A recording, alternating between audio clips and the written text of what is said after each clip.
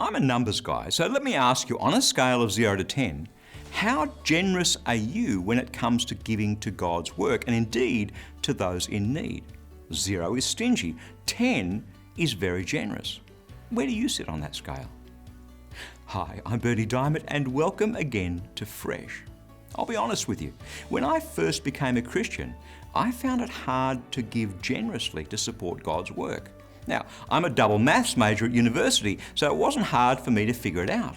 The more I gave to God's work, the less I'd have for yours truly, numero uno, me. But you see, that simplistic thinking simply doesn't work in God's economy. Because when it comes to God's blessing, the world's formulas don't work. They're completely irrelevant. As God graciously led me through the transformation from being stingy with my money to becoming more generous, a work of God that remains in progress, I discovered to my complete surprise that the blessings of God began to flow in so many different ways, in so many different areas of my life, that I simply couldn't contain them. It turns out that giving to God is not a zero-sum game. Anything but. Here's how Jesus put it, Luke chapter 6, verse 38. Give to others, and you will receive. You will be given much. It will be poured into your hands, more than you can hold. You'll be given so much that it'll spill into your lap. The way you give to others is the way that God will give to you.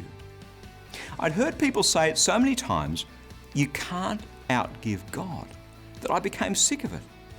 But as I've discovered it in my own experience, every time it just blows my socks off. Note to self, you cannot outgive God. That's God's word, fresh for you today. Powerful stuff. And let me tell you, when we get God's word into our hearts, He's able to do some incredibly powerful things. He's able to bring about the sort of transformation in our lives that we've been looking for. If you'd like to go a bit deeper, then let me encourage you to stop by at christianityworks.com, and right there on the homepage, you'll see This Week on TV. You can watch this week's half-hour television message for some more in-depth teaching straight out of God's Word. Again, that's christianityworks.com.